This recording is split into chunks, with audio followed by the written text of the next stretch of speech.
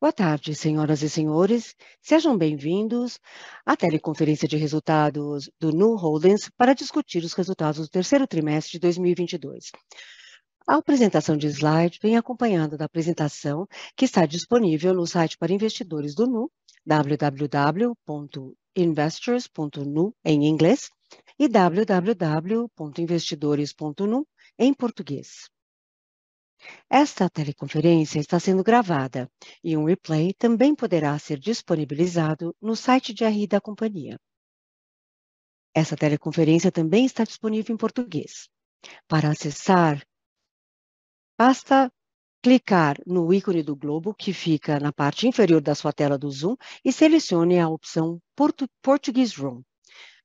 Logo em seguida, clique em mutar o áudio original.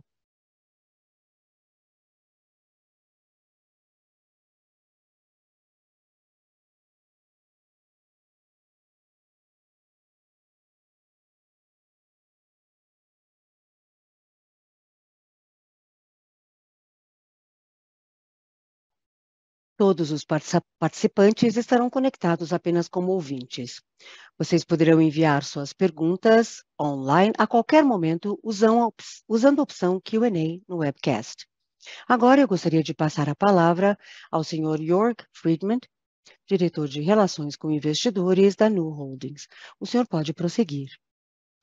Muito obrigada, operadora, e muito obrigada por participarem da nossa teleconferência de resultados hoje. Caso não tenham ainda visto o nosso relatório de resultados, podem acessá-lo na central de resultados do nosso site de Relações com Investidores. Hoje aqui comigo estão Davi Vélez, nosso fundador, CEO e presidente do Conselho de Administração, Youssef Flores, nosso presidente e Chief Operating Officer, e Guilherme Lago, nosso CFO. Além disso, Jack Dougal, nosso Chief Product Officer, participará da sessão de perguntas e respostas dessa teleconferência. Ao longo deste call, a companhia apresentará informações financeiras não IFRS, incluindo lucro líquido ajustado. Essas são medidas financeiras importantes para a empresa, mas não são medidas financeiras conforme definidas pelo IFRS. As reconciliações das informações financeiras não IFRS da companhia com as informações financeiras em IFRS estão disponíveis no nosso release de resultados. Destacamos também que, salvo indicação em contrário, todas as taxas de crescimento estão em bases neutras de efeitos cambiais na comparação ano a ano. Também gostaria de lembrar a todos que a discussão de hoje pode incluir declarações prospectivas que não são garantias de desempenho futuro e que, portanto, não devem depositar confiança indevida nelas. Essas declarações estão sujeitas a vários riscos e incertezas que podem fazer com que os resultados reais sejam significativamente diferentes das expectativas da companhia. Por favor, consultem a seção de declarações prospectivas no release de resultados da companhia. Hoje, o nosso fundador e CEO, Davi Vélez, discutirá os principais destaques do nosso terceiro trimestre de 2022 e algumas das oportunidades que vemos à frente. Logo em seguida, Guilherme Lago, nosso CFO, e Youssef Flores, nosso presidente e CEO, discutirão o nosso desempenho financeiro e operacional no trimestre, e depois dessas apresentações, teremos enorme prazer em responder às suas perguntas. Agora eu gostaria de passar a palavra ao Davi. Por favor, prossiga. Obrigada, Jörg. Olá a todos. Muito obrigada por estarem aqui conosco hoje. Estou feliz em compartilhar que o Nu teve mais um trimestre forte.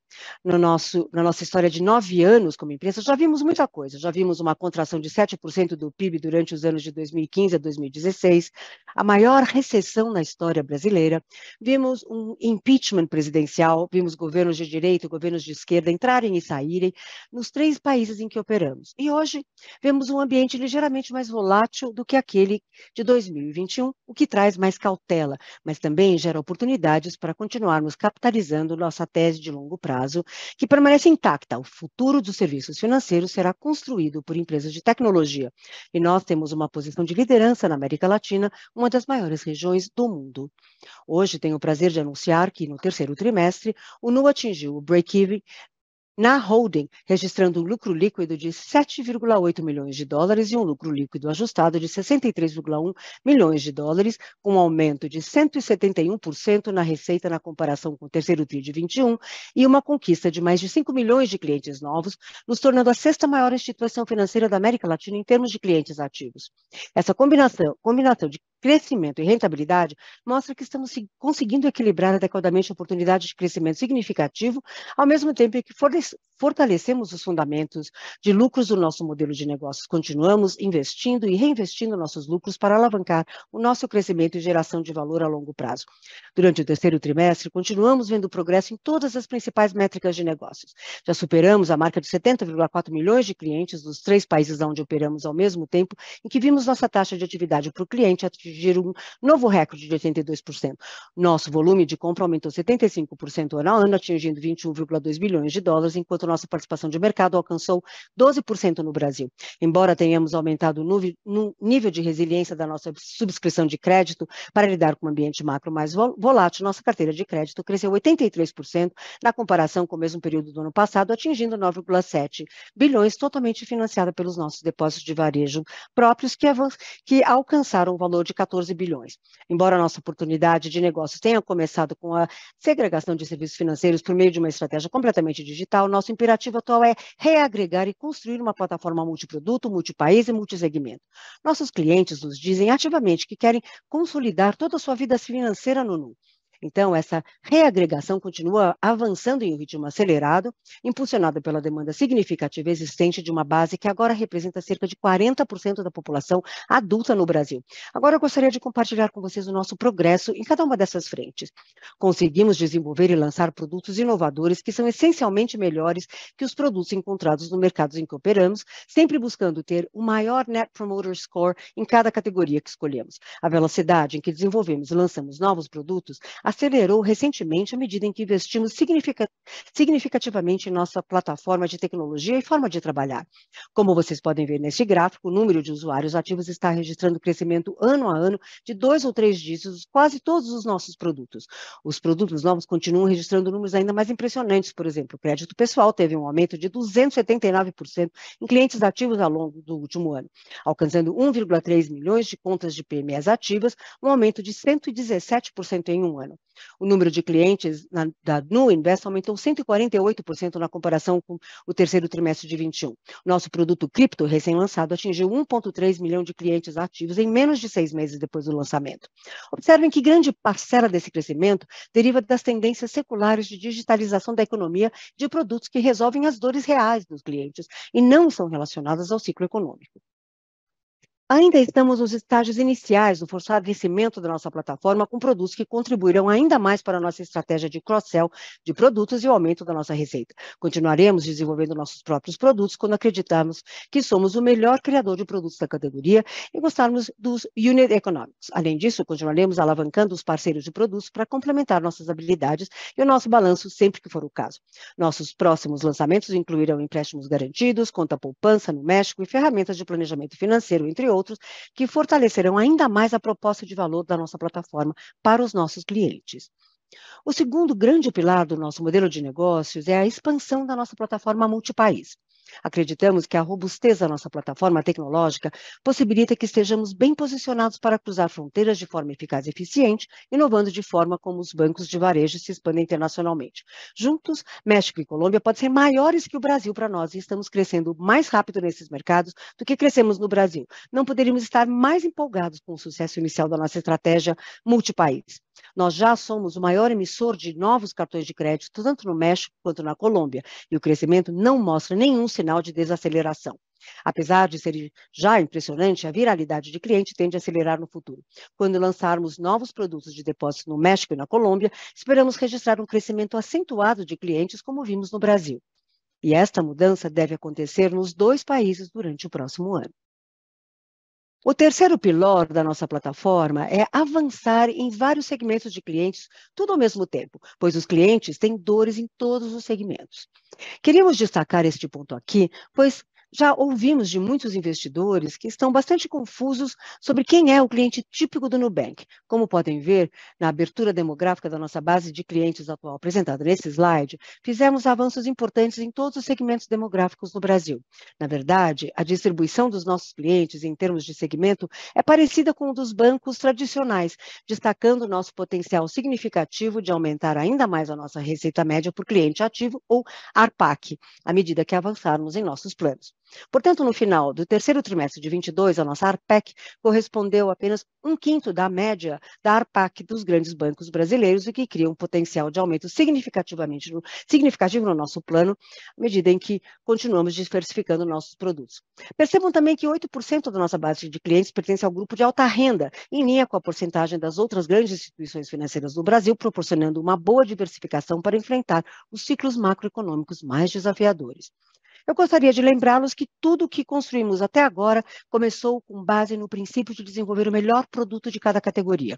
Acreditamos que em um ambiente mais competitivo, os clientes podem finalmente escolher a melhor experiência do produto. Esse insight simples continua a nos guiar como companhia. Isso fica mais claro na nossa métrica de Net Promoter Score. Após quase uma década desde a nossa criação, continuamos como uma liderança incontestável em todos os mercados em que operamos. Acreditamos que essa métrica seja um grande indicador de crescimento e, posteriormente, é claro, rentabilidade. Proporcionamos uma excelente experiência do cliente que leva a níveis de fidelidade únicos entre os nossos clientes. Escolhemos fazer da experiência de cliente nosso maior investimento em marketing. Isso tem funcionado bem no Brasil, no México e na Colômbia. Entre 70% e 80% dos nossos mais de 70 milhões de clientes chegaram ao Nu de forma orgânica, principalmente pelo boca a boca, provando que a nossa fórmula continua eficaz. Acreditamos que alcançamos as taxas DAO/MAU dos grandes players das redes sociais de mais de 50%, como pode ser observado no quadro da evolução. Na nossa visão, isso demonstra a oportunidade que temos de construir uma plataforma de consumo poderosa e abrangente a partir da nossa oferta de banco digital. Uma base de clientes muito grande e engajada possibilita muitas opcionalidades no ecossistema à medida em que vamos além dos serviços financeiros. Estamos animados com essas oportunidades e com nossos planos para os próximos anos. Com isso, eu gostaria de passar a palavra para o nosso CFO, Guilherme Lago, que vai nos falar sobre os resultados em mais detalhes. Muito obrigada, Davi, e boa noite a todos. Antes de analisarmos os nossos resultados do terceiro trimestre, vamos recapitular os principais elementos da nossa fórmula de criação de valor simples e poderosa. Primeiro, a expansão da nossa base de clientes em nossos mercados escolhidos, Brasil, México e Colômbia, e a rápida conversão de clientes conquistados em clientes ativos. Segundo, o aumento da receita média por cliente ativo, ou ARPAC, por meio de ambos cross-sell e upsell de produtos. E, em terceiro lugar, entregando crescimento enquanto mantemos uma plataforma operacional com um dos menores custos do setor. Tendo isso em mente, vamos dar uma olhada nos resultados do terceiro trimestre para ver como esses três elementos estão gerando valor. Com relação à aquisição de clientes, o Nu continua crescendo em um ritmo estável, com um acréscimo de 5,1 milhões de clientes durante o terceiro trimestre. Mais importante, temos atingido este nível principalmente por meio dos canais orgânicos, com custo de aquisição de clientes muito baixos, enquanto, ao mesmo tempo, mantivemos os níveis de adições líquidas nos 2 trimestres anteriores. Com isso, o número total de clientes superou 70 milhões no final do trimestre, um aumento de 46% ano contra ano. Além disso, estamos vendo taxas de crescimento mais rápidas e sustentáveis no México e na Colômbia, que juntos registraram aproximadamente 500 mil clientes novos nesse trimestre.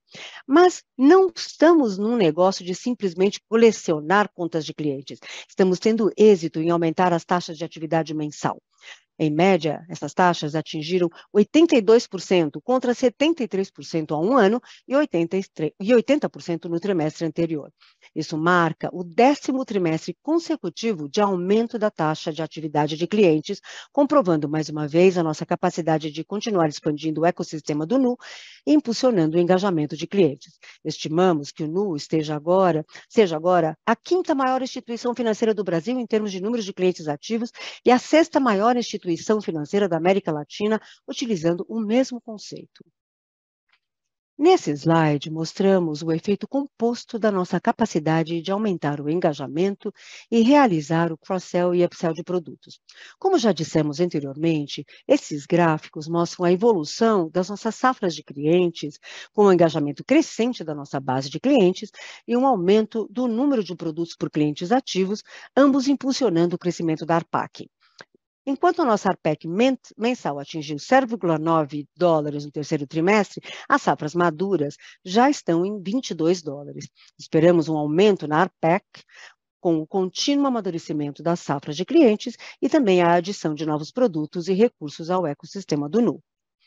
O aumento do engajamento, juntamente com mais produtos vendidos por cliente, tem contribuído significativamente para a nossa capacidade de monetizar a base crescente de clientes do Nu. Isso se reflete na expansão da ARPAC, que contribuiu para o crescimento de 3 dígitos na receita em um ano, como podem ver no slide seguinte.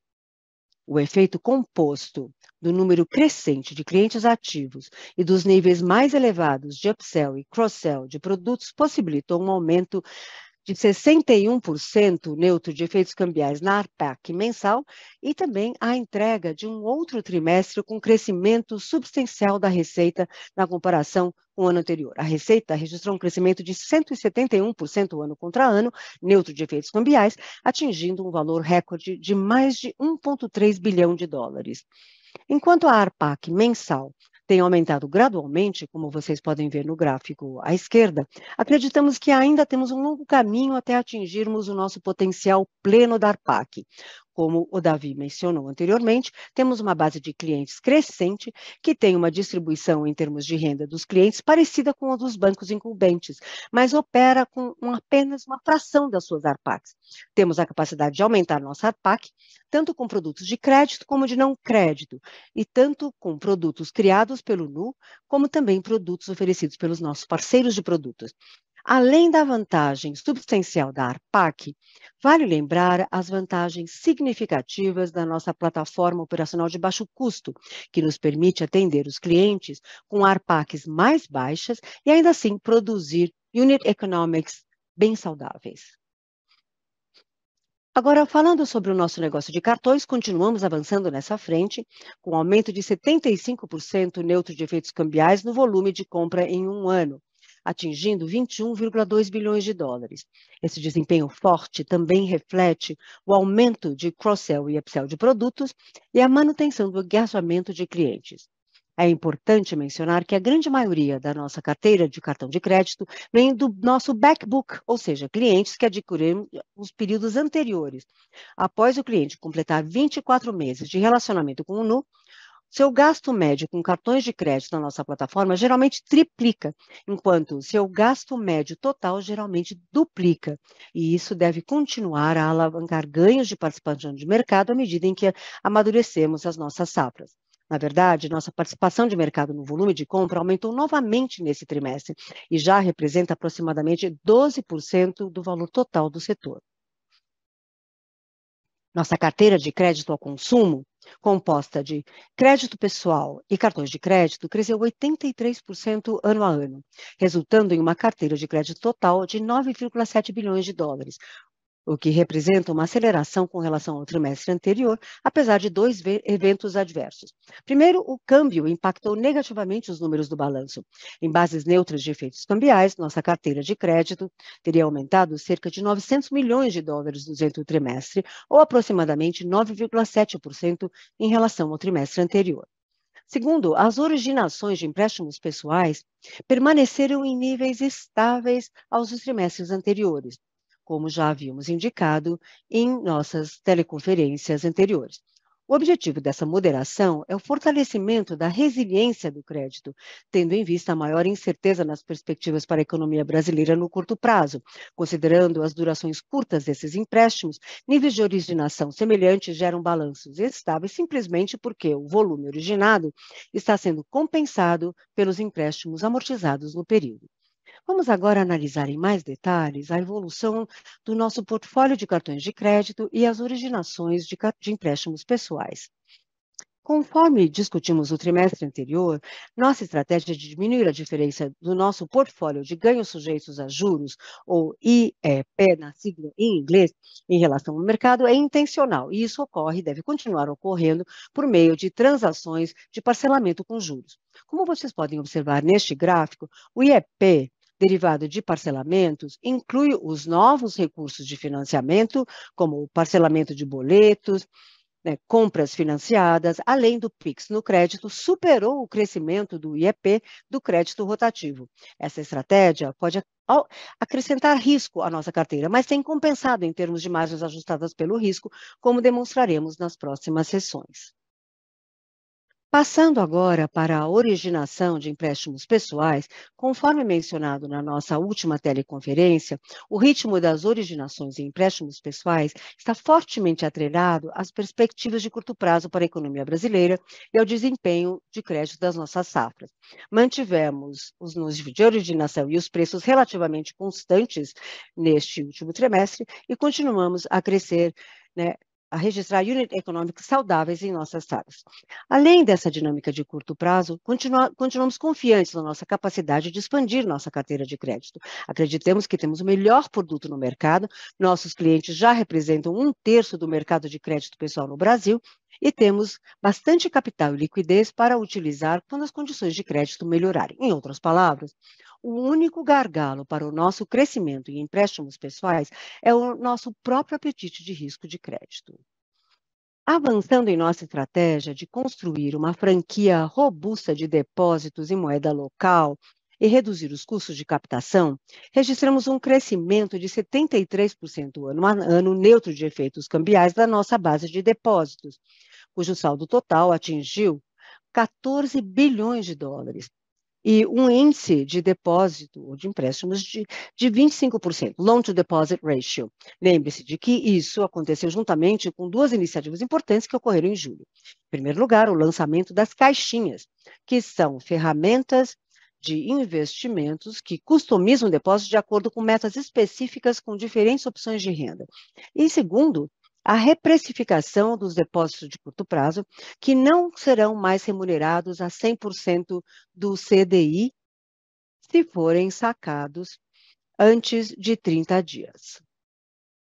Em bases neutras de efeitos cambiais, os depósitos aumentariam 1,1 bilhão de dólares tri contra tri, ou quase 2 bilhões de reais por mês, usando a taxa de câmbio média por período, o que implica a ausência de atrito significativo após as mudanças de remuneração do rendimento para os depósitos de curto prazo, né, para depósitos de curto prazo que foram implementadas em julho.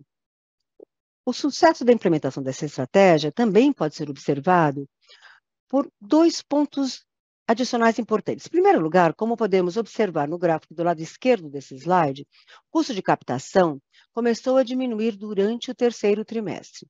Na verdade, durante o mês de setembro, o custo de captação médio já atingiu 91%, e isso deve continuar a cair durante os próximos 2 trimestres até atingir um novo normal. Segundo, até o final de setembro, após 2 semanas após a conclusão da implementação, mais de 1,7 milhão de clientes Nubank já haviam criado aproximadamente 2,7 milhões de caixinhas, e os ativos sob custódia, ou AUC, dessas ferramentas excederam mais de 300 milhões de dólares.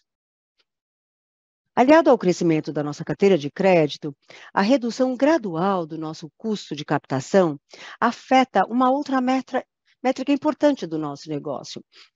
O nosso NII, ou margem financeira bruta, atingiu 527 milhões de dólares esse trimestre, um aumento de 18% tri contra tri, ou 25% neutro de efeitos cambiais. À medida que expandimos nossa carteira de crédito, otimizamos o uso da nossa grande base de depósitos de baixo custo e expandimos a nossa margem de lucros líquida, ou NIM, em inglês, como pode ser visto no gráfico. Atingimos uma NIM de 11,1% no trimestre, contra 9,7% no trimestre passado e 7,7% durante o terceiro trimestre de 2021.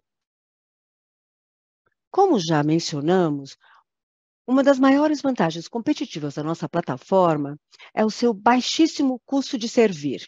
O custo médio mensal de servir permaneceu estável em cerca de 80 centavos, enquanto a nossa ARPAC mensal aumentou 61% ano contra ano, atingindo $7,9, demonstrando a forte alavancagem operacional do nosso modelo. Olhando para o futuro, como dissemos em trimestres anteriores, esperamos que o custo de servir seja mantido abaixo do nível do dólar, à medida que a escala nos dá uma alavancagem operacional significativa e poder de barganha com nossos parceiros. Agora, falando sobre o P&L, mais uma vez entregamos um trimestre de forte lucro bruto, atingindo $427 milhões. Este trimestre, começamos a observar uma inflexão na nossa margem bruta, que após 4 trimestres de compressão, começou a aumentar novamente, subindo 2 pontos percentuais, atingindo 33%.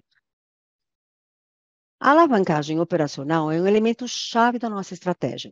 À medida que continuamos a aumentar a receita, diluímos ainda mais a nossa plataforma operacional de baixo custo, aumentando a rentabilidade. Conforme mostrado no gráfico, aumentamos consistentemente o nosso índice de eficiência com o tempo, atingindo 55,1% no trimestre, contra 41,6% no primeiro trimestre de 2021 e 58,2% no último trimestre. Esperamos que essa tendência continue e se acentue com o tempo enquanto escalamos o negócio. Isso deve ser principalmente impulsionado pelo fato de que a maioria das nossas despesas operacionais totais está relacionada a despesas com pessoal. E nós devemos aumentar o número de colaboradores em um ritmo mais lento nos próximos trimestres, em comparação com os trimestres anteriores, quando estávamos contratando para as novas geografias. Passando agora para a parte final do resultado, nossa rentabilidade recorrente confirma mais uma vez que estamos no caminho certo com a nossa fórmula de geração de valor. Registramos lucro líquido de 7,8 milhões no trimestre. O lucro líquido ajustado foi de $63,1 milhões. Esses dois números refletem a combinação do maior engajamento de clientes, como já havíamos enfatizado, e um nível operacional da nossa plataforma que começou a funcionar. Entretanto, continuaremos a administrar a companhia para o longo prazo e buscar novas oportunidades de negócios. A execução dessa estratégia pode demandar investimentos adicionais no curto prazo, o que adiaria, como consequência, o aumento da rentabilidade. Acreditamos que dessa forma otimizaremos o nosso negócio e aumentaremos a geração de valor de longo prazo para acionistas, considerando o número de opcionalidades de crescimento rentável que temos à mão. Resumindo, nesse trimestre, continuamos observando fortes sinais iniciais da alavancagem operacional da nossa plataforma. E é importante enfatizar novamente que, apesar da nossa inegável orientação ao crescimento, com expansão em novas verticais de produtos, novos mercados e novos segmentos, acompanhamos de perto as alavancas de rentabilidade do nosso modelo de negócio. Nunca abandonaremos nossa diligência em custos, pois acreditamos sinceramente que os custos são mais importantes que a receita para os bancos digitais e que as empresas fortes em tecnologia que tenham menor custo de produção e, ao mesmo tempo, sejam capazes de criar os produtos com as melhores avaliações e que os consumidores adoram serão as vencedoras da indústria latino-americana de serviços financeiros no longo prazo. Nesse contexto, gostaria de falar novamente sobre nossos 4 pilares de custo e enfatizar nossas vantagens competitivas. Primeiro, continuamos registrando um dos custos de aquisição mais baixos da indústria, com bem pouco marketing pago. Isso se deve ao fato de que mais de 70% dos nossos clientes vêm de recomendações e boca a boca. Segundo, o nosso custo de servir 85% inferior ao dos bancos incumbentes, devido ao fato de sermos verdadeiramente uma empresa de tecnologia, concebida com base em plataformas modernas, enxutas, ágeis e escaláveis. Terceiro, um custo de risco significativamente melhor que o da indústria nos produtos e segmentos em que operamos. Em uma base comparável, como o Youssef demonstrará em seguida, acreditamos que as nossas taxas de inadimplência sejam 30% mais baixas que as da indústria. E quarto, também somos totalmente financiados por depósitos de varejo, a um custo abaixo da taxa interbancária. Nosso índice de empréstimos sobre depósitos de 25% Um dos índices mais baixos da indústria é uma demonstração da confiança e engajamento dos nossos clientes. E nós devemos nos tornar ainda mais competitivos daqui para frente, à medida que capitalizarmos os benefícios da reprecificação recente dos depósitos e do lançamento das caixinhas. E também implementarmos o produto de conta corrente poupança também no México e na Colômbia. Agora eu gostaria de passar a palavra ao Youssef, nosso presidente e diretor operacional, COO, que explicará o desempenho da qualidade dos nossos ativos. Obrigado, Lago. Apresentarei agora alguns indicadores-chave que refletem a qualidade dos ativos e a saúde de toda a nossa carteira de crédito no terceiro TRI de 2022. Vamos começar com as tendências de inadimplência. O indicador principal de inadimplência de 15 a 90 dias aumentou 50 basis points TRI a TRI, atingindo 4,2%. Isso ocorreu por dois fatores principais. Primeiro, a desaceleração da originação de empréstimos pessoais aumentou a inadimplência desse produto devido ao efeito chamado redução do denominador. Na verdade, isso explica a maior parte do aumento da inadimplência do crédito pessoal no trimestre. E segundo, devido à deterioração generalizada das tendências macro, o que afetou de forma mais geral o mercado, como evidenciado por outras instituições financeiras que já reportaram resultados nesse TRI. A inadimplência de mais de 90 dias aumentou de 4,1% para 4,7% na nova metodologia de write-off para empréstimos pessoais que adotamos. Com o objetivo de melhorar a comparabilidade, apresentaremos análises adicionais nos próximos slides, com as tendências sob nossa antiga metodologia de baixa para nossa carteira de financiamento ao consumidor. Também gostaria de abordar possíveis equívocos que ouvimos no mercado relacionados ao nexo entre nossas métricas de inadimplência em cartões de crédito e empréstimos pessoais. Em primeiro lugar, o produto empréstimo pessoal originado exclusivamente por meio de venda cruzada para clientes existentes do Nubank. Portanto, apenas para clientes sobre os quais acumulamos dados anteriores de subscrição de crédito. Clientes inadimplentes em nosso produto de cartão de crédito não são elegíveis para nosso produto de empréstimo pessoal.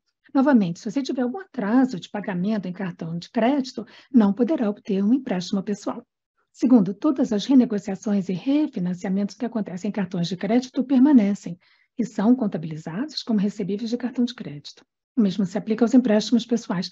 Não há transferências de recebíveis ou financiamentos de cartões de crédito para empréstimos pessoais ou vice-versa. Terceiro, não vendemos recebíveis em nenhuma de nossas carteiras de crédito. Portanto, as métricas de NPL aqui apresentadas refletem integralmente os desempenhos individuais inerentes aos produtos de cartão de crédito e empréstimo pessoal. Este gráfico apresenta duas informações importantes sobre a nossa carteira de cartões de crédito. 6 gráficos mostrando a série temporal de inadimplência por faixa de renda, em que a linha roxa é do NU e a linha cinza é do setor. Do lado direito do gráfico está a abertura dos saldos de cartão de crédito por faixa de renda do NU comparados aos da indústria. Como podemos ver, o NU tem um saldo mais concentrado em segmentos de renda mais baixa que a média da indústria. Isso por si só já leva a uma inadimplência maior do que a do mercado por causa dessa diferença de mix. Entretanto, também percebemos nos 6 gráficos mencionados anteriormente que temos tido um desempenho consistentemente melhor que o do mercado, em cada uma das faixas de renda. Ainda mais importante, a nossa vantagem competitiva é maior nas faixas de renda mais baixas. Além disso, quando observamos a tendência ao longo do tempo, vemos que a diferença vem aumentando para cada faixa de renda. Em outras palavras, nossa vantagem competitiva em subscrição é consistente e contínua, e, de fato, aumentando ao longo do tempo em todos os segmentos. Quando comparamos nossa carteira consolidada de crédito ao consumidor, incluindo cartões de crédito e empréstimos pessoais, nas mesmas métricas, observamos um conjunto consistente de tendências. Esse gráfico novo foi criado ajustando as distorções causadas pelas linhas garantidas incluídas na categoria de crédito pessoal, excluindo o consignado, conforme reportado pelo Banco Central do Brasil, já que atualmente não temos esses tipos de empréstimos na nossa carteira. Estimamos que essas linhas garantidas tenham superado significativamente o crescimento do crédito quirografário nos últimos 2 anos e atualmente representam mais de 25% da categoria de crédito pessoal, excluindo o consignado. Sem esse ajuste, qualquer comparação direta do sistema com a nossa carteira totalmente quirografária ficaria significativamente prejudicada. Reconhecemos que não somos imunes à deterioração da qualidade dos ativos, mas como esses gráficos demonstram, estamos confiantes de que superamos o sistema em bases comparáveis. Na verdade, mesmo quando replicamos a análise que acabamos de mostrar em uma base defasada com ajuste para o crescimento, ainda assim superamos a indústria em 30% em bases comparáveis. Então, a conclusão se mantém, com o tempo, em todos os segmentos e em base ajustada pelo crescimento. Para finalizar a sessão sobre a qualidade dos ativos, vamos falar agora sobre as provisões, como elas evoluíram. Nossas provisões continuam crescendo, impulsionadas principalmente pela expansão da nossa carteira. Nós antecipamos as provisões quando originamos empréstimos com base nas perdas esperadas ao longo da vida do crédito. Esse é o princípio central da metodologia de perdas de crédito esperadas, que serve de base para as nossas práticas contábeis, de acordo com o IFRS 9. Além disso, apesar de a inadimplência ter aumentado sequencialmente no terceiro TRI, é importante reforçar que os unit economics de todas as safras de cartões de crédito e crédito pessoal permaneceram fortes e resilientes, pois continuamos precificando adequadamente o risco inerente da nossa carteira de crédito. Na verdade, isso pode ser claramente demonstrado pela evolução na nossa NIM ajustada pelo risco. Como vocês podem ver no gráfico, mesmo com o aumento das nossas despesas com provisão para perdas de crédito, aumentamos a NIM ajustada pelo risco para 3,2% no TRI, contra 2,3% no trimestre anterior e 2,6% no terceiro trimestre de 2021. Agora que compartilhei esses dados e perspectivas sobre crédito e qualidade dos ativos, devolvo a palavra para o nosso fundador e CEO, Davi Vélez, para suas considerações finais.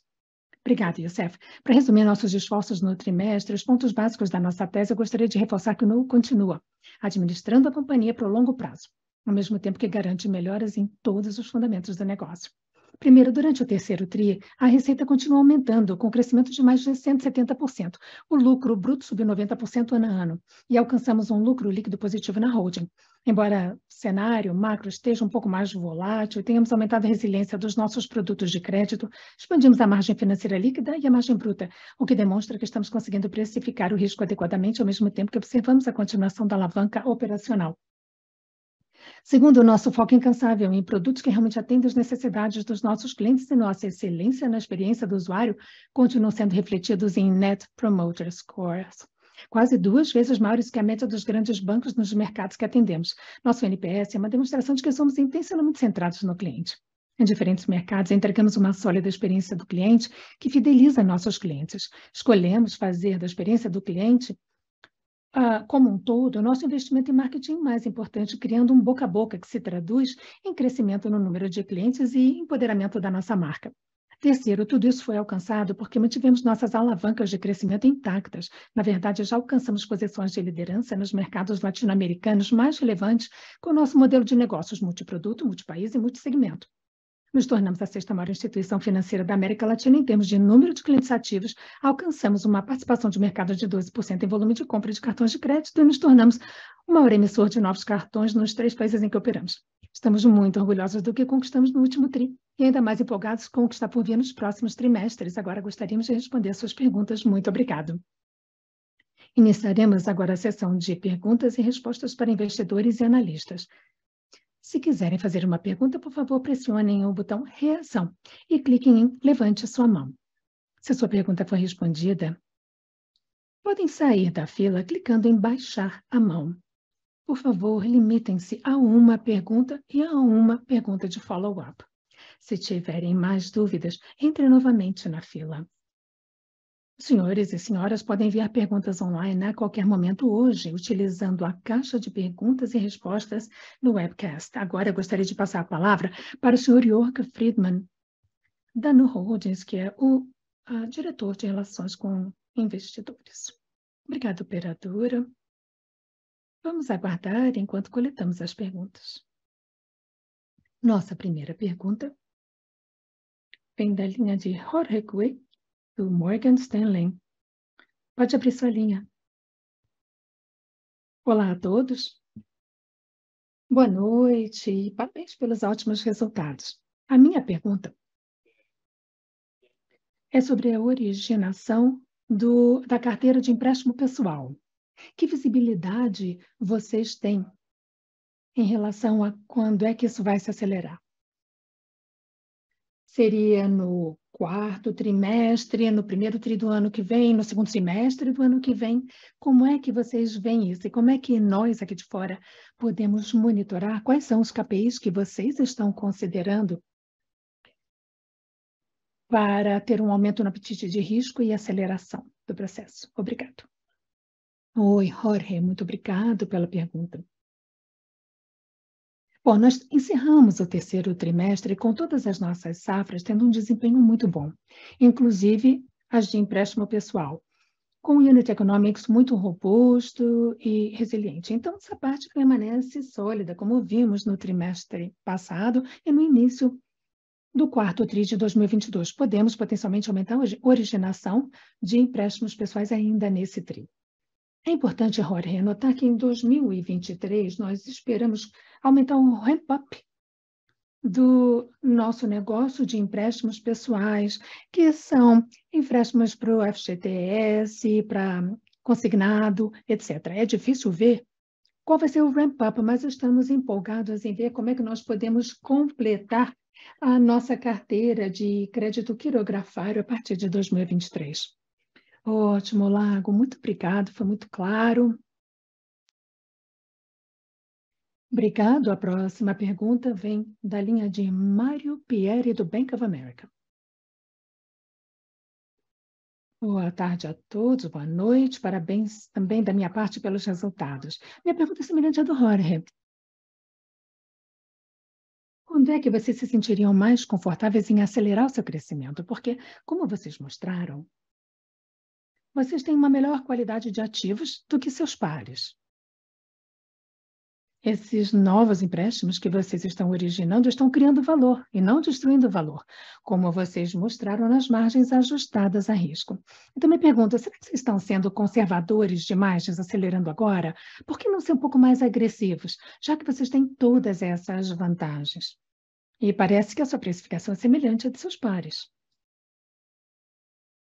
Oi, Mário, muito obrigado pela pergunta. Eu acho que, basicamente, nós estamos tentando ser disciplinados na forma como nós desenvolvemos um aumento, uma aceleração de um novo produto. Como você mencionou, nós não somos limitados pela demanda. Nossos clientes, que agora correspondem a 39% da população adulta do Brasil, correspondem a mais de 1/3 do mercado de crédito pessoal no país. Então, a demanda não é uma limitação. Nosso produto tem um dos melhores NPS do mercado, como o Davi mencionou. A conversão parece ser muito saudável também. Então, a nossa capacidade de implementar o melhor produto de sua classe não é uma limitação. Capital e liquidez tampouco são fatores limitantes. Então, o único fator limitante para nós aumentar os empréstimos pessoais quirografários é a nossa confiança na subscrição do crédito e a perspectiva da economia brasileira. Então, nós vamos observar muito cuidadosamente. Estamos muito empolgados com a perspectiva, com as perspectivas, mas nós achamos que é melhor para nós, nesse momento, sermos um pouco mais conservadores e acelerar quando o mercado enviar sinais melhores e que nós tivermos mais confiança de poder implementar os nossos modelos nesse segmento. Entretanto, um pouquinho diferente dos produtos garantidos, principalmente FGTS e consignado, etc. Aí a subscrição de crédito é uma preocupação menor e a nossa capacidade de acelerar esses produtos não vai ser limitada por essa dimensão. E, Lago, se eu puder fazer uma pergunta relacionada ao seu custo de captação, você mostrou que 95% do CDI tem melhorado. Você mencionou que vocês esperam continuar diminuindo nos próximos trimestres até chegar a um novo nível. Qual que é esse novo nível? Qual que é o nível sustentável que vocês estão buscando? Bom, só dar um passo para trás. Nós começamos a implementar a nova estratégia de remuneração para NuConta em meados de julho. Nós aceleramos cuidadosamente de meados de julho até final de setembro. E só no final de setembro é que nós atingimos cerca de 97% de rollout. Então, o impacto do menor custo de funding no nosso resultado financeiro no terceiro TRI de 2022 ainda é um impacto relativamente limitado. Nosso custo de funding diminuiu para cerca de 95% do CDI. Acho que em setembro chegou a quase 100% do CDI, mas o impacto completo só vai ser sentido no quarto TRI do ano e muito mais provavelmente no primeiro TRI de 2023. É difícil tirarmos alguma convicção e dizer uma direção de onde é que isso vai acabar. Vai depender do comportamento dos consumidores daqui para frente. Até aqui, vimos acompanhando as implicações dessas 3 dimensões: inflows de ativos, NPS e engajamento. Não vimos nenhum impacto material em nada disso, então temos muita confiança de que esse foi o movimento correto para a empresa e também para os clientes. Mas eu não estou em posição, Mário, de lhes dar um guidance com alta convicção de como é que isso vai evoluir. Mas quando olhamos os bancos tradicionais, eu acho que o custo de captação é perto de 60% do CDI. Vocês acham que, com o tempo, vocês vão chegar a um nível semelhante aos dos pares? Ou vocês sempre vão ter um custo de funding mais alto do que os incumbentes? Eu acho que 65 seria uma queda muito grande no nosso custo de captação. Eu acho que para esse primeiro movimento, na redução do nosso custo de captação, eu esperaria algo entre isso e o nosso custo atual de captação. Ok, muito obrigado. A nossa próxima pergunta vem de Tito Labarta, do Goldman Sachs. Olá, boa noite. Davi, Lago, Jorg, muito obrigada por acatarem minha pergunta e também parabéns pelos resultados tão robustos. A minha pergunta é mais ou menos um follow-up com relação ao empréstimo pessoal. Do ponto de vista da qualidade do ativo, o NPL teve um bom desempenho, considerando aquilo que nós já vimos no mercado em termos dos bancos mais tradicionais. Os NPLs abaixo de 90 dias, até 90 dias, 90 bips no trimestre anterior, os números eram estáveis e isso era um indicador líder no que diz respeito à qualidade do ativo e à originação da sua carteira de crédito. Eu só gostaria de ter um pouco mais de luz aqui com relação à originação que vocês mencionaram e os impactos que isso teve nos NPLs até 90 dias. Agora, olhando para o futuro, isso foi simplesmente por causa do arrefecimento na originação, cartões de crédito, crédito pessoal. Como é que vocês veem a evolução do NPL até 90 dias? Tito, aqui é o Youssef, obrigada pela sua pergunta. Como eu já mencionei no início da minha apresentação, falando sobre os NPLs de 15 até 90 dias, que aumentou 15 basis points no trimestre, isso deve-se a 2 vetores. Um desses vetores foi a desaceleração da originação de empréstimo pessoal, que é um efeito do denominador, e o segundo driver, que é a deteriorização mais ampla, muito semelhante àquilo que foi também visto por outros players no mercado. Então, foi apenas uma combinação desses 2 fatores, principalmente. Agora, com relação ao que a gente enxerga para frente, estamos observando o desempenho de todas as nossas carteiras, todas as nossas safras são monitoradas de perto, e tudo que está acontecendo do ponto de vista macroeconômico nos 3 mercados em que operamos. Considerando as incertezas que estamos passando agora, seria muito difícil te dar uma perspectiva mais assertiva com relação ao 2023. O que eu posso dizer, com muita convicção, é que estamos muito confiantes na nossa capacidade de agir rapidamente e navegar os ciclos, assim como nós já navegamos em ciclos anteriores. Nós temos uma carteira de crédito de duração curta, tanto para crédito pessoal como para cartão de crédito. As ações que vamos adotar serão refletidas no desempenho dessas carteiras. Portanto, se eu puder falar alguma coisa, eu devo dizer que a resiliência da originação, né, melhorou nesses trimestres por causa dessas ações. E isso levou também ao aumento do NIM que nós mostramos durante a apresentação. Ótimo. Obrigado, Youssef. Ajudou bastante. Deixe-me, então, ir um pouco mais a fundo.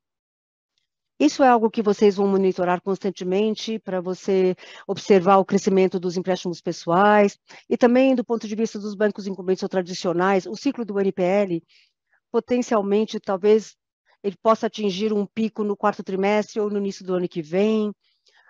Quando vocês acham que isso vai atingir seu pico? Eu sei que é difícil prever, né? Mas vai levar um trimestre ou 2, porque são de curta duração, não é? Então, por quanto tempo deveria durar esse ciclo? Olha, os pontos determinantes são difíceis de prever e também com mais precisão ou um bom nível de confiança. Então, vai ser difícil dizer quando é que nós vamos observar esse pico e quando as coisas vão começar a evoluir. Mas eu posso dizer a vocês que estamos muito confiantes na nossa capacidade, porque quando a gente vê que as coisas vão evoluindo numa direção ou na outra, nós agimos imediatamente. Tito, aqui é o Davi. A grande vantagem dos nossos produtos de empréstimo pessoal e de cartão de crédito é que a duração é muito curta, né? Nós temos muitas informações, ou seja, nós podemos monitorar o desempenho desses produtos quase que diariamente, e assim podemos acelerar ou desacelerar, né, o que nós temos na carteira, dependendo do que acontece no ambiente. Então, nós vemos mais volatilidade nesse espaço. Por exemplo, nós estamos vendo grandes oportunidades para acelerar a nossa carteira e esperamos fazer isso com um grau maior de confiança daqui para frente. Nossa próxima pergunta vem de Tiago Batista, do UBS. Olá, vocês conseguem me ouvir? Parabéns pelos resultados. Eu tenho uma pergunta sobre o segmento de alta renda. Como foi mostrado nos slides, o Nubank tem uma presença pequena ainda nesse segmento de alta renda. Vocês acreditam que esse deveria ser o foco do banco daqui para frente? Ou até que ponto isso vai ser importante para o Nubank e se isso também os levará a mudar a sua abordagem para esse segmento, ou com relação a investimentos? Então, se vocês acreditam que esse segmento vai se tornar mais relevante para o Nu ou não, segmento de alta renda. Sim. Muito obrigada pela sua pergunta. Sim, é uma grande oportunidade que nós temos.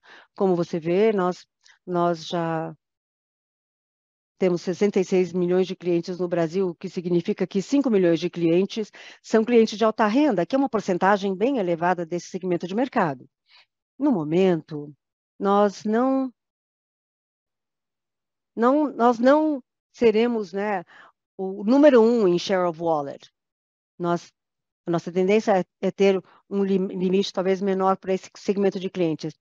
Ou os produtos precisam ter alguns atributos, por exemplo, produto de cartão de crédito, ou ainda temos que ter produtos melhores no lado de investimentos. Então, no último ano, nós começamos a focar nesse segmento para tentar fechar esses gaps. Então, fizemos muitos investimentos tentando ver como é possível aumentar os limites para essa população de mais alta renda. Portanto, no ano que vem, esse será um foco principal do banco, à medida em que a gente vai captando mais share of wallet desses clientes de alta renda.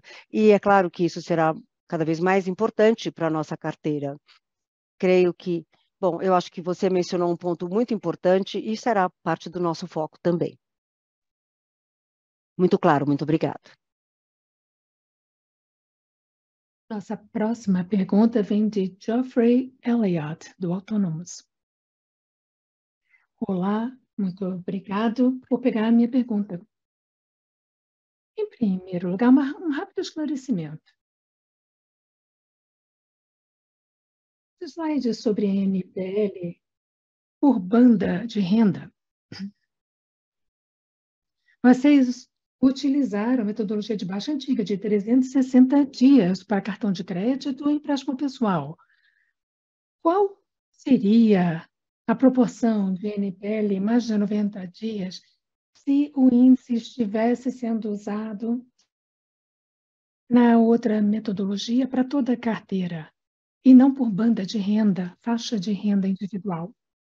Já aqui, obrigada pela pergunta. Sim, você tem razão. Aqueles slides fizeram uma análise com a metodologia de baixa antiga. E a principal diferença, só para lembrar, entre a metodologia de baixa antiga e nova é que para empréstimos pessoais, a gente não faz abaixo a 120 dias. Antes era 361 dias, semelhante ao cartão de crédito. Então, NPL 50-90 seria substancialmente semelhante, subindo 50 basis points no TRI. porque existe relativamente pouco impacto da metodologia que mudou nas inadimplências. Agora, NPL mais de 90 dias teriam aumentado 130 basis points no TRI. Por que um momento maior aqui? Temos que pensar no fato de que a diferença entre as duas métricas, a metodologia de baixa antiga, consiste de todos os empréstimos pessoais que estavam de 121 até 360 dias em atraso. E esse conjunto de empréstimos, basicamente, é um reflexo do crescimento na carteira de crédito pessoal entre, entre 2 trimestres. Então, entre 2 e 4 trimestres, isso cresceu cerca de 50%, como você pode ver, eu acho que na página 15 da apresentação. Então, basicamente, é um mero reflexo do aumento no tamanho da nossa carteira de crédito que explicaria esse aumento maior no NPL de mais de 90 dias. Obrigado pelo esclarecimento. Agora, voltando um pouco à questão da deterioração. Eu sei que está acontecendo nos outros bancos também, mas, de certa forma, é um pouco confuso que isso aconteça agora, quando vocês têm alguns cortes tributários. Que é a sua explicação em relação ao que está acontecendo? Houve essa deterioração maior no crédito em todo o setor? Essa é uma boa pergunta. Eu acho que existem algumas coisas aqui. Muita coisa mudou no último ano. Houve uma normalização de níveis muito baixos de inadimplência há coisa de um ano e pouco atrás. Houve um aumento, altos níveis de inflação e mudanças também nos programas de benefício do governo, que tiveram um pico em 2020 e caíram um pouquinho em 2021. Alguns dizem que isso pode cair, o auxílio governamental pode cair ainda mais na próxima administração federal. Então, é um pouco difícil dizer qual foi o vetor que explica isso. Estamos observando o mercado. Obrigada, Isa. Nossa próxima pergunta vem de Marcelo Telles, do Credit Suisse.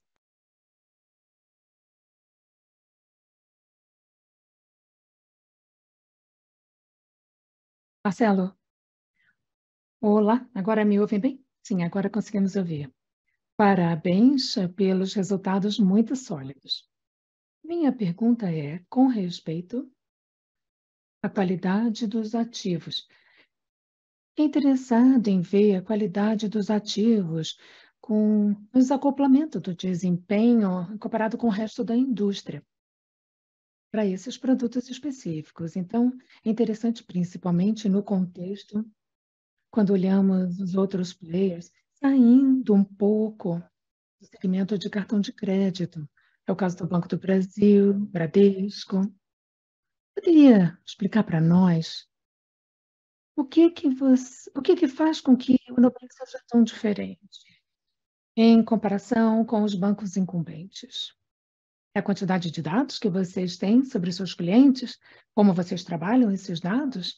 Ou será o fato de que vocês têm muitos clientes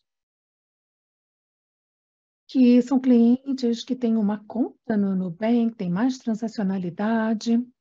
Como é que devemos pensar nas razões para esse desempenho melhor? Muito obrigado. Aqui é o Youssef de novo. Ótima pergunta. Eu acho que há vários fatores aqui que explicam, que estão na raiz da nossa capacidade de subscrição. Como você mencionou, existe a riqueza de dados, que assume a forma para a grande maioria dos nossos clientes de não só dados externos de bureaus de créditos, mas dados de experiência, de transações dos clientes conosco. A grande maioria dos clientes de cartão de crédito nossos já tem uma conta corrente positiva, nós podemos observar seu comportamento, suas atividades. 100% dos clientes de crédito pessoal vem de cross-sell. Então, não só temos os dados da conta corrente, como os dados do cartão de crédito deles, o que nos dá muita informação rica que orientam a nossa subscrição. Então, esse é um vetor importante. Outra coisa, nos vários últimos anos, nós temos construído muita disciplina em termos de processo e metodologia que utilizamos para monitorar nossas carteiras, nossas safras e para agir rapidamente ao longo de um ciclo. Temos esse processo, essa metodologia e também temos a tecnologia e o pipeline para poder fazer isso, para poder implementar novos modelos de forma muito rápida e ágil. E também uma forte governança e uma cultura de crédito muito forte na empresa. Nós nos concentramos muito em manter disciplina, resiliência e retorno.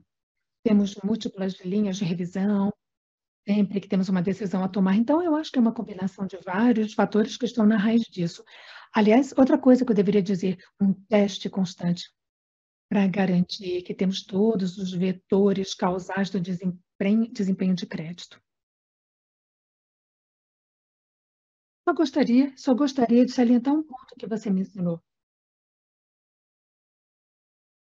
Há 4 ou 5 anos, nós dávamos cartões de crédito para clientes que nós não conhecíamos. Começamos apenas com produto de cartão de crédito. Hoje não. Hoje nós fazemos cross-sell, venda cruzada, para uma base de pessoas que têm conta corrente conosco e cartão de crédito. Então, nós entendemos a situação financeira dos clientes. Cerca de 55% deles têm a conta bancária como sendo a sua conta bancária principal. Recebem seu salário na conta, nós sabemos como é que eles usam o Pix, como é que eles pagam. Aliás, nós somos um dos maiores players de Pix no Brasil. Então, isso nos dá muita informação e nos permite ficar confortáveis com o cartão de crédito. Às vezes, eles começam com limite pequeno, e é assim que nós vamos gerenciando. Começamos com uma estratégia com crédito mais limitado, aí de 6 a 12 meses nós vemos o comportamento do cliente e vamos gradualmente aumentando o limite. Num cenário de mais volatilidade como agora, nós não aumentamos os limites, ou aumentamos esses limites mais lentamente. Então, no final, uma abordagem diferente quando a gente pensa nas fintechs do mercado que tem um único produto ou que segue uma metodologia diferente, ou um único produto de crédito. Então, às vezes, acabam atraindo clientes mais adversos, digamos assim.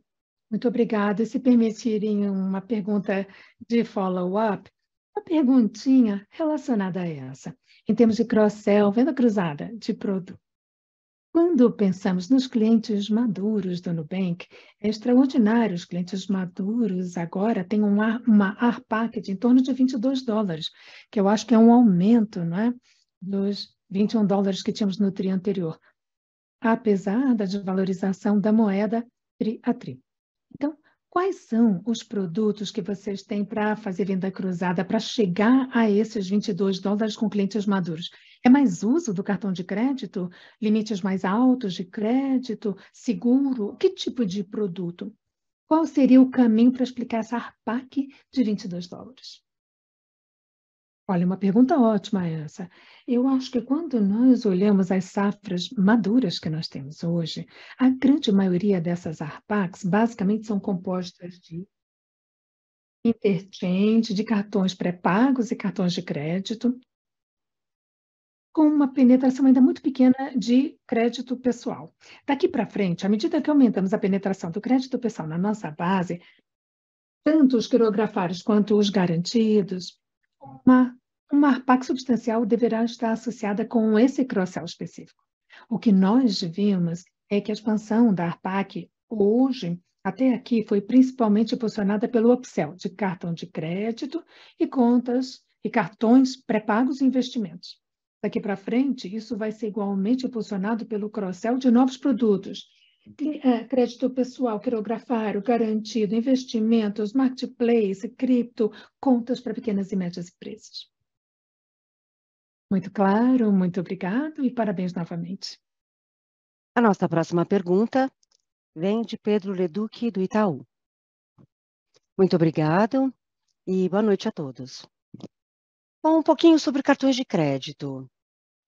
Na parte nós vimos um arrefecimento dos empréstimos pessoais e os seus cartões de crédito talvez tiveram um performance melhor. Como é que esses clientes estão se adaptando? À medida que nós pensamos nos índices de cobertura, você espera que talvez você consiga alimentar esses essa carteira com novos dados, isso não iria, então, resultar num índice de cobertura mais elevado para esse segmento, olhando daqui para frente? Ou um cenário, talvez, que esteja um pouquinho pior? Bom, Pedro, obrigada pela pergunta. Eu acho que nós já observamos aumentos nas índices de cobertura de pessoas físicas, nos saldos que temos, que passaram de 9,7%, 9,6%, e índices de cobertura dos cartões de crédito também subiram um pouquinho, se você der uma olhada nas nossas notas explicativas. Eu acho que, olhando para o futuro, estamos bem confortáveis com os índices de cobertura que temos agora, tanto para cartões de crédito quanto para empréstimos pessoais. Agora, com relação ao NPL, ele está começando a se estabilizar. Eu acho que o índice de cobertura geral do setor e o nosso vai voltar novamente aos níveis pré-Covid. Mas, até o momento, a cobertura dos cartões de crédito aumentou e, no geral, o índice de cobertura está mais ou menos em torno de 200%, talvez chegando a menos de 200%, que quando houver estabilização do NPL acima de 90 dias. Obrigado. A próxima pergunta é da linha do Rafael Frade, do Citibank. Olá, boa noite. Eu tenho uma pergunta sobre o slide 14. No slide 14, vocês mostraram a segmentação dos volumes de transação dos cartões de crédito e cartões pré-pagos. Eu até fiquei surpreso com o tamanho, né, dos cartões pré-pagos em termos de volume de transações. Eu gostaria de entender como é que isso se traduz para a carteira de crédito. Se a carteira de crédito tem mais ou menos a mesma segmentação ou não. E uma segunda pergunta relaciona-se aos empréstimos com juros, que houve um aumento significativo nas linhas de crédito rotativo no total, e eu gostaria de entender se isso é uma coisa que já foi feito por design ou se está relacionado à necessidade do cliente de usar mais crédito rotativo. Não, muito obrigada pela sua pergunta. Deixa eu tentar responder em duas partes. Em primeiro lugar, olhando o slide 14, né, refere-se à sua primeira parte da pergunta. Eu acho que a segunda pergunta sua relaciona-se ao slide 16. Mas respondendo à primeira pergunta, o que nós vimos aqui é a evolução dos volumes de compra, tanto para cartões pré-pagos quanto de crédito. Podemos também observar que os cartões pré-pagos, eles superaram os cartões de crédito nos últimos 3, 4 trimestres. E a nossa participação de mercado em cartões de crédito, mais volumes de débito, começaram a acompanhar o ritmo dos cartões de crédito. Com diferentes cartões de crédito, nós chegamos a uma participação de mercado de 12,2% em termos de volumes de compras. Eu acho que cartões pré-pagos, nós estávamos um pouquinho abaixo disso, mas estamos rapidamente, né, alcançando esse número. Então, todo o volume de compra em cartões pré-pagos geralmente mais baixo do que os volumes de cartões de crédito. Essa é uma das razões de você observar aqui do lado direito do slide 14, que as novas safras começam com níveis relativamente mais baixos. Então, essa talvez seja a resposta à sua primeira pergunta. Eu apenas gostaria de entender também como é que isso se traduz na sua carteira de crédito. Quando eu olho a carteira de cartão de crédito, parte delas está relacionando a cartões pré-pagos ou somente cartões de crédito? Cartão de crédito é só cartão de crédito. Não há nenhuma ligação entre o volume de compra dos cartões pré-pagos e a nossa carteira de cartão de crédito. Sim, entendi. Agora, passando para a sua segunda pergunta, eu devo chamar a sua atenção para o slide 16, onde nós tentamos fazer a abertura da carteira de cartão de crédito em 3 pilares, vocês veem. O não IEP, o IEP rotativo e o não rotativo, o IEP não rotativo. E há 2 coisas aqui que eu gostaria de chamar a sua atenção. Em primeiro lugar, é que eu acho que nós temos um interest bearing balance, ou um saldo com juros da carteira, que tem estado abaixo do da indústria, e nós estamos chegando lá com o tempo. Ainda não conseguimos acompanhar com o tempo, aumentando o saldo do rotativo. Se você der uma olhada no saldo do rotativo, tem se mantido muito estável entre 6% e 7%, o que realmente impulsionou o crescimento no nosso IBB foi o aumento da carteira de financiamento, que foi de 5% para 10%. E isso foi uma adição intencional de produtos e recursos que acrescentamos ao cartão de crédito, que basicamente permite que os consumidores peguem, né, financiamentos dentro do seu cartão de crédito, como financiamento de Pix, financiamento de boleto, etc. São todos recursos que nós lançamos com sucesso nos últimos trimestres. E isso aumentou a utilização dos nossos clientes dos cartões de crédito. E é importante mencionar, como disse o Youssef durante as suas observações iniciais, é que até isso são descritos como os recursos financeiros dentro de cartões de crédito e são contabilizados como parte da família de cartões de crédito. Então, não há cruzamento do recebíveis ou financiamento de cartões de crédito ou empréstimos pessoais ou vice-versa. Perfeito. Muito obrigado. A nossa próxima pergunta é do Jamie Friedman, do SIG. Olá. Jorg, Youssef, Davi, Lago. Então, em calls anteriores, vocês deram detalhes sobre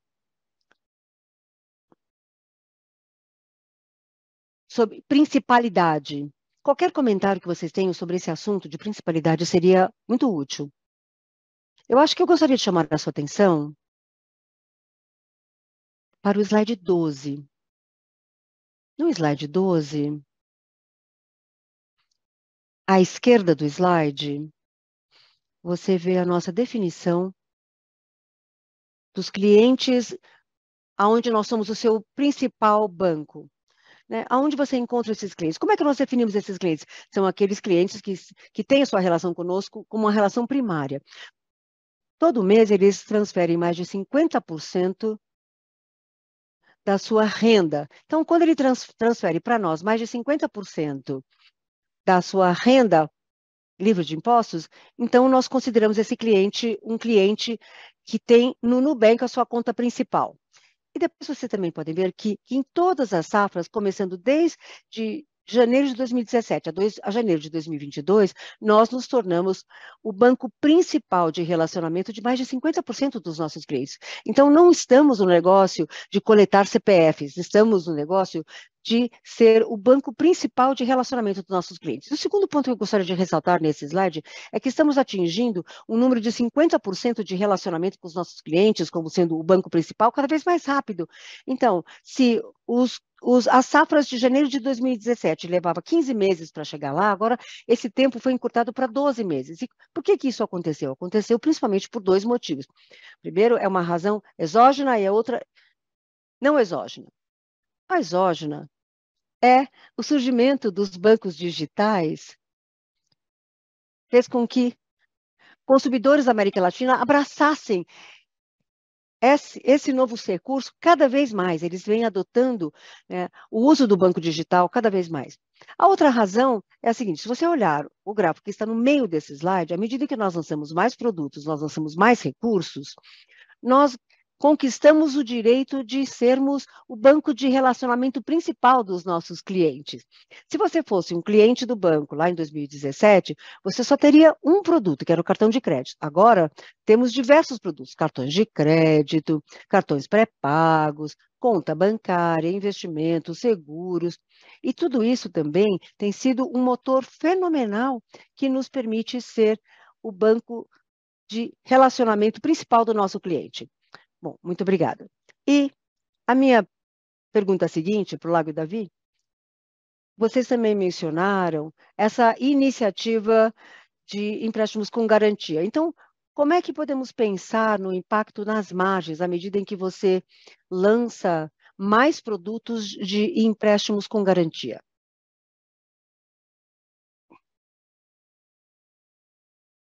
Eu acho que nos produtos com garantia, há duas coisas que eu gostaria de destacar.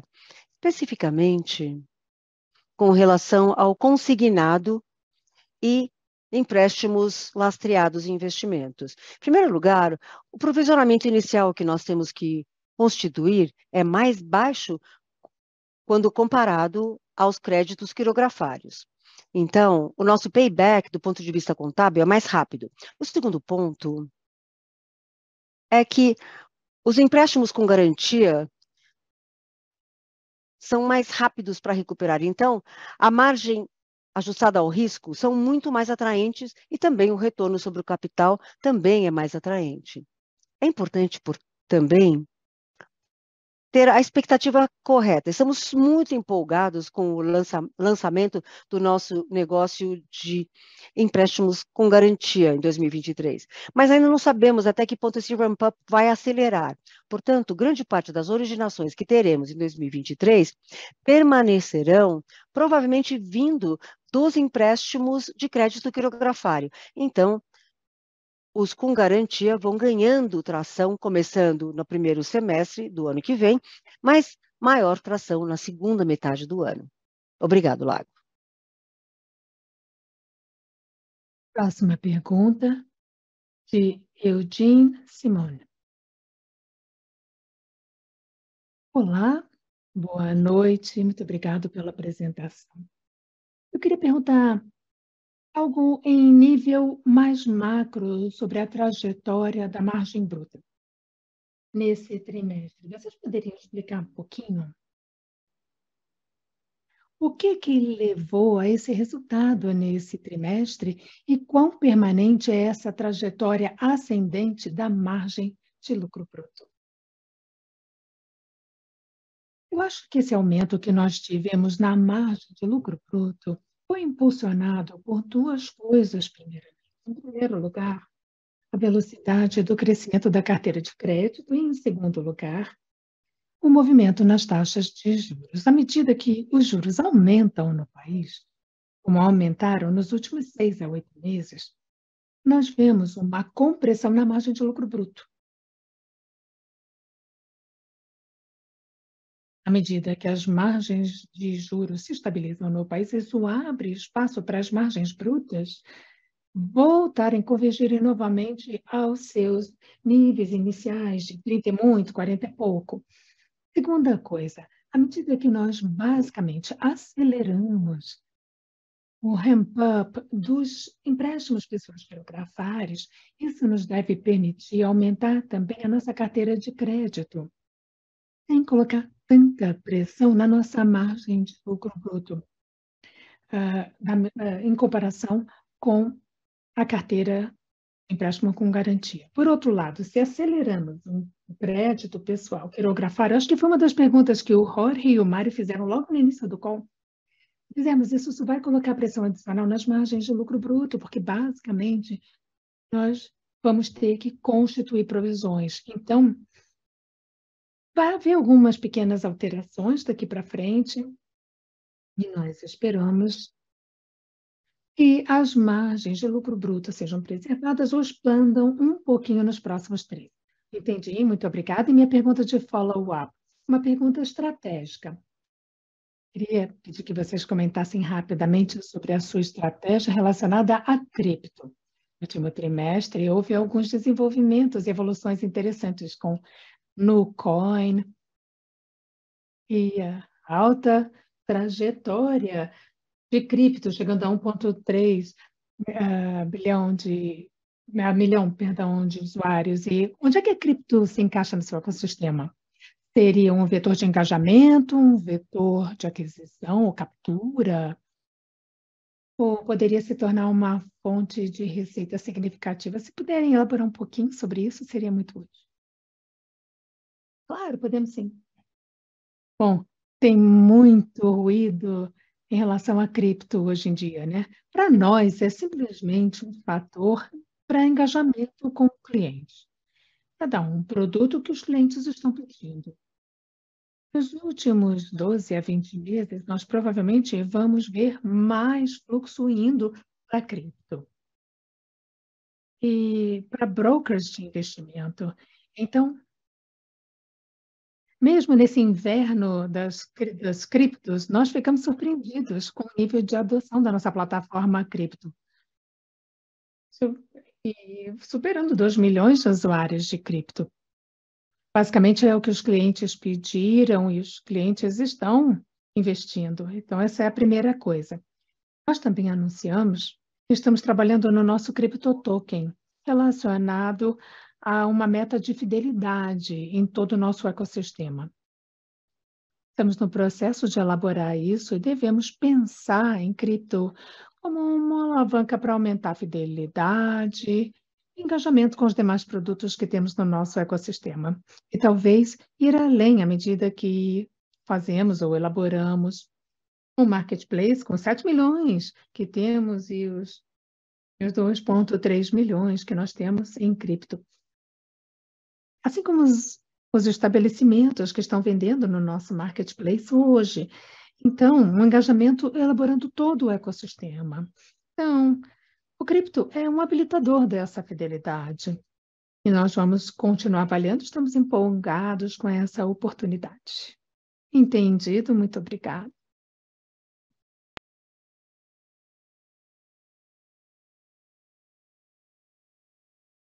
Essa próxima pergunta vem de Spot Versal da Wolf. Olá, boa noite. Obrigado por pegar minhas perguntas. A taxa de usuários ativos continua expandindo. Como é que devemos pensar nisso daqui para frente? Temos usuários não ativos diminuindo, então eu queria entender como é que vocês estão pensando nessa trajetória de usuários ativos diariamente, seu DAO e MAU. E com os que estão inativos, como podemos ativá-los? Obrigado pela pergunta. Eu vou tentar responder a sua pergunta, que é muito boa. Algumas ideias primeiro. Como o Lago mencionou mais cedo, nós vimos uma forte e consistente trajetória em múltiplos anos, melhorando o nosso índice de usuários ativos mensalmente e diariamente. À medida que vamos chegando a níveis mais e mais altos, a taxa de crescimento tende a desacelerar. E a dificuldade vai ser maior de continuar aumentando esse índice, mas estamos determinados a continuar tentando, para ver até onde podemos levar isso. Ficamos surpresos, francamente, com o quanto aumentamos até aqui. Agora, voltando a uma pergunta que foi feita anteriormente por um dos investidores, nós continuamos a focar não só na taxa de usuários ativos mensalmente, mas em aumentar também níveis mais profundos de engajamento. Com o nosso DAO, usuários ativos, diariamente, sobre os usuários ativos mensalmente, é o DAO sobre MAU, índice DAO sobre MAU. Nós achamos que podemos aprofundar ainda mais esse engajamento em DAO, MAU, e isso é um foco grande da nossa empresa entrando em 2023. De forma semelhante, falando sobre o nosso relacionamento, ou índice de relacionamento bancário primário, isso continua aumentando. Então, mesmo que o nosso engajamento baseline MAU, em algum momento, sem dúvida, vai chegar a algum nível de saturação, em algum momento, nós acreditamos que podemos continuar aumentando o engajamento cada vez mais. Pode ser o relacionamento bancário primário, o DAO sobre MAU, ou a confluência dos dois. Mas, como nós sempre fizemos, e como o Lago e o Davi mencionaram na apresentação, o engajamento dos nossos clientes, o NPS e o amor dos clientes pelos produtos que nós damos é a nossa estrela do norte e nós vamos tentar continuar empurrando essa fronteira para frente. Vai ser sempre o nosso foco. Ajudou muito. E um follow-up, um tópico semelhante. Quando começamos a olhar as novas geografias, México, Colômbia, eu sei que ainda estamos no início, mas vocês podem compartilhar alguma coisa em relação ao que estão vendo nas taxas de atividade nessas novas geografias em comparação com o que estão vendo no Brasil? E com o que viram no início da operação aqui no Brasil? Claro, sem dúvida. No slide 5, nós temos alguns dados sobre isso, mas, basicamente, o que eu diria é que México e Colômbia estão batendo o Brasil, basicamente, em todas as métricas, em termos de taxa de crescimento, CAC, ARPAC, NPS, enfim, o que você mencionar. Tem sido surpreendente ver Colômbia e México operando em níveis ainda mais altos que o Brasil. Francamente, no início achávamos que a história do Brasil ia ser difícil de bater. Não vemos nenhum outro exemplo de uma firma de serviços financeiros viralizar o boca a boca. Então, não esperávamos isso na Colômbia e no México. Eu acho que parcialmente o que está acontecendo é que existe um fit com o produto e do mercado melhor.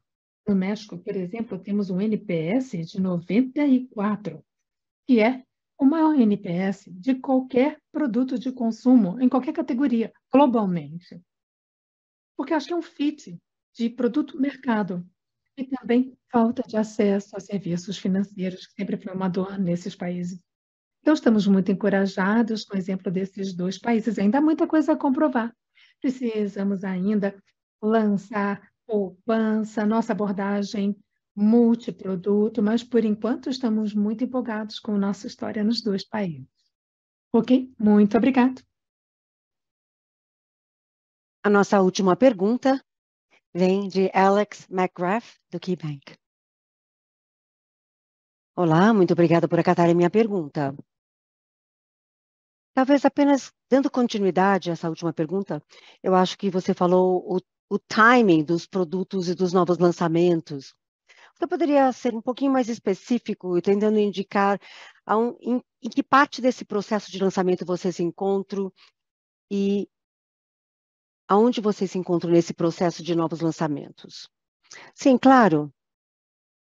O gargalo tem sido todas as licenças regulatórias. Nós adquirimos uma licença no México e já estamos também pedindo a nossa licença na Colômbia. No México estamos bem próximos de obter a licença. Nós pretendemos lançar o produto para esses clientes já no quarto trimestre, já estamos acelerando o ramp-up, e se tudo sair conforme o planejado, com os reguladores, vamos ter tudo rodando e testando no início de 2023. Na Colômbia, talvez isso aconteça na segunda metade do ano que vem. Mas a entrega da parte de poupança entre os dois países vai acontecer em maior escala na segunda metade do ano que vem. E apenas um rápido follow-up, no slide 12, vocês falam sobre produtos por cliente ativo, por safra. Você poderia descrever esse mix de crédito e não crédito, e essa mistura, esse mix de safras? Sim, eu acho que o primeiro produto de alta penetração é o cartão de crédito, mas todos os outros produtos, com exceção de empréstimo pessoal, que foi lançado apenas esses últimos 2 anos, são produtos não crédito. Portanto, os produtos mais relevantes que constituem, e essa parte do cross-sell que você vê no gráfico no meio do slide, são produtos de não crédito, como, por exemplo, NuConta, a conta bancária, investimentos, seguros, marketplace, Pix. Todos esses são produtos de crédito de alto engajamento. Ok, muito obrigado. E isso conclui o nosso call de resultados de hoje. Muito obrigado pela sua participação.